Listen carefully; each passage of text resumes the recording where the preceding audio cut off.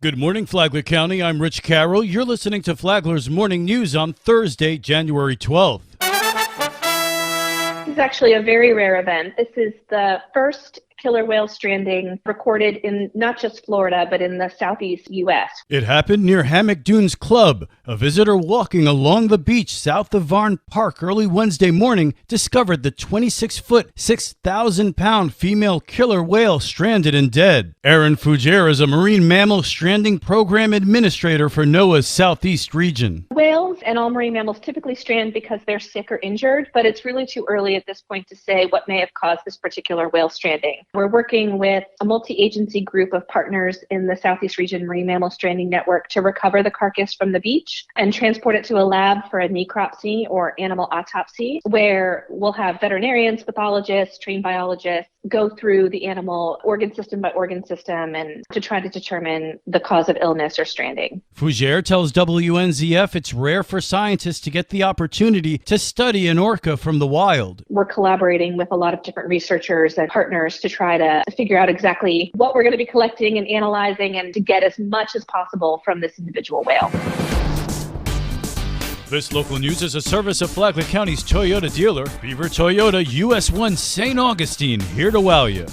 A Palm Coast man suspected of shooting a family member was arrested within 1 hour of the crime. This week, Flagler County Sheriff's deputies responded to the area of Farnham Lane, Palm Coast, after reports of shots fired into a home. Flagler County Sheriff Rick Staley has the surprising details. A family argument turned into a drive-by shooting, and within 60 minutes, between our real-time crime center detectives and patrol units, the suspect was in custody, the gun was recovered, and he took a ride to the Green Roof Inn. Anger and guns and family disputes never mixed. Sheriff Staley adds it was great work by our deputies and real-time crime center locating the suspect and bringing him into custody quickly without anyone getting hurt. For Flagler's Morning News, I'm Karen Johnson.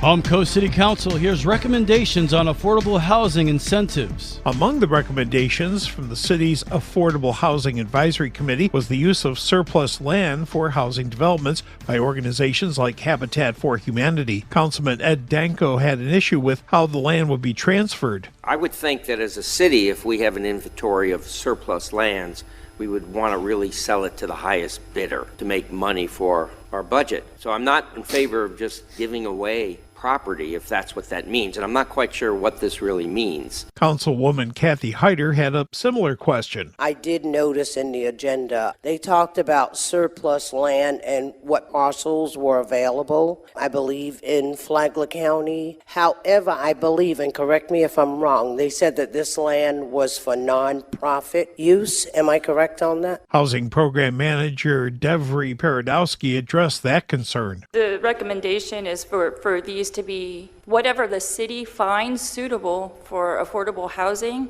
per statute. So that would have to happen first. Those lands would be used for nonprofit developers. Flagler County's Health and Human Services Director Joseph Hegedus also addressed the issue. My understanding of the statute is that it mainly requires identifying. It doesn't dictate actual sale versus development versus how you prioritize that type of decision. City Council will now review the committee's recommendations. For Flagler's Morning News, I'm Rich Petchke.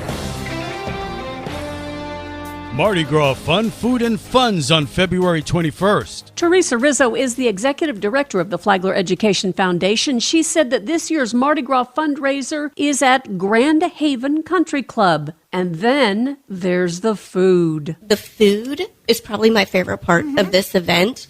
They do all the New Orleans themed type of food.